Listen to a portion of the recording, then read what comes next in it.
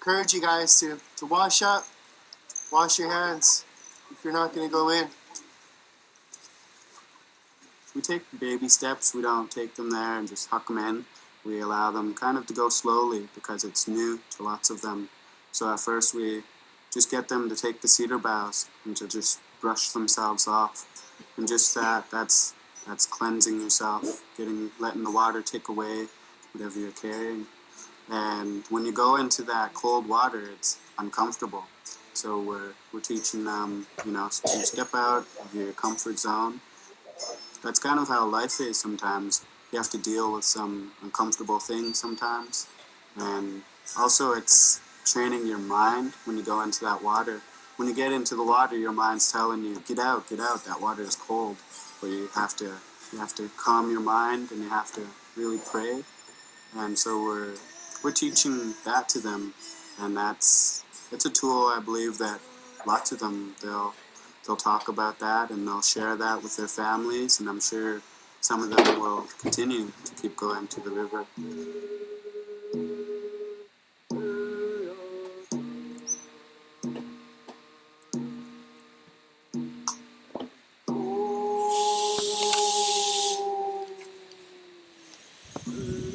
Today, these Squamish youth ambassadors, like Quentin Kane, Jerry, and Delmar, are giving direction to the children. Just as in the past, they receive training from young cultural leaders and elders in their community. And there's this much rope sticking out. Is that good or bad? It's really important for us to have that bridge of the young adult zone between the children and the adults, because children tend to identify with peers.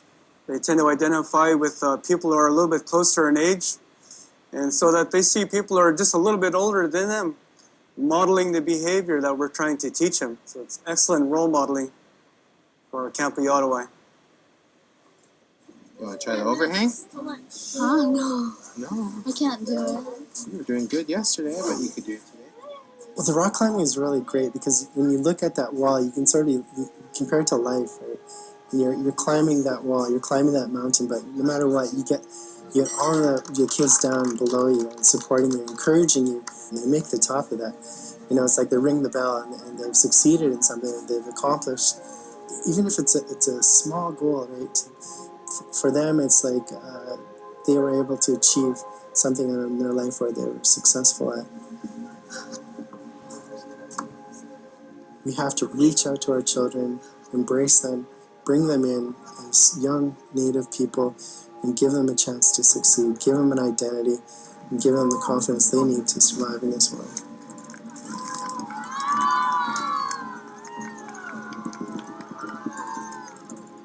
We're trying to give them some guidance in life.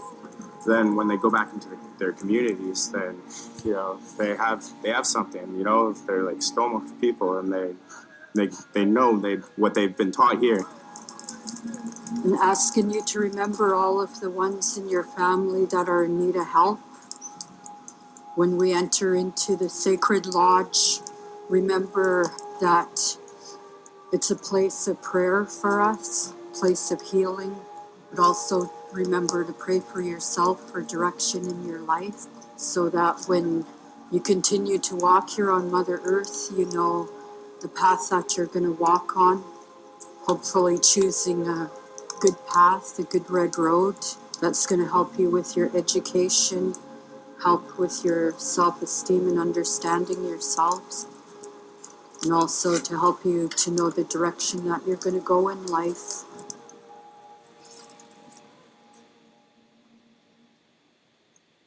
I'd like to call forward Leora Anton. At the end of Ottawa, we have a celebration.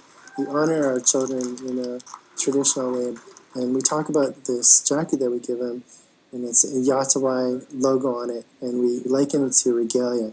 And with this regalia comes protocol and code of conduct that goes with that. The protocol is, to take care of yourself. That jacket represents you. So would you leave that jacket lying on the ground? Of course not. You pick it up and you walk tall. You walk with pride. You walk like a confident person. So when you wear that jacket, you don't take drugs. You don't take alcohol. You don't use violence.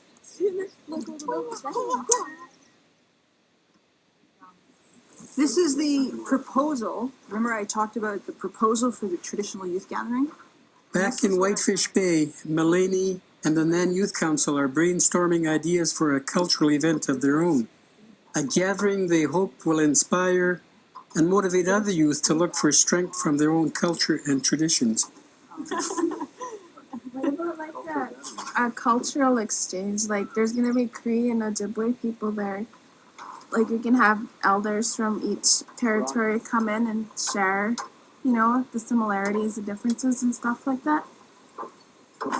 To get people who know how to like pluck geese and prepare geese for Sagaban or something, to show others who don't know how to do that, and if somebody else knows how to make like rabbit or something. So just write down anything that you're looking forward to, camping out, cooking. In recent months, AJ and the Whitefish Bay Youth Council have organized a youth powwow and are petitioning the leadership to get their hockey arena restored. Now, with the latest flood of ideas from the Nan Youth Council, they're more hopeful about the future. Yeah, when we had that brainstorming session during our barbecue, it was, I wasn't surprised to see that much ideas come along, like a youth conference, you know. I was gratified to hear that the Nan Youth Council would be willing to, you know, host it, but also at the same time hold it here in our community. That's something that our young people need. They need that sense of identity to get back to their roots, back to their heritage, their culture, their language, you know, get all that back, to understand all that. They would be enthralled, like to do the fishing, the hunting, and the walrus picking. That's what they need to do, and they'd be passing it on to generations after that.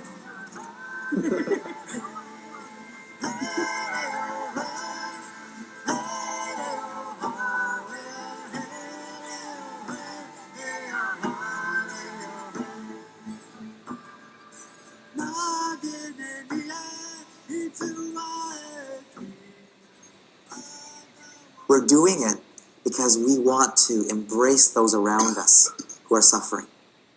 We want to offer them help.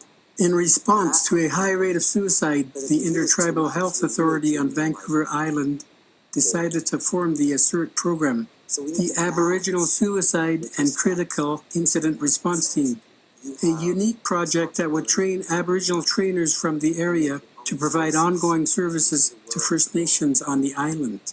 Now, if we only had respect, we'd never reach out. We need both. Respect is what maintained in traditional communities, families,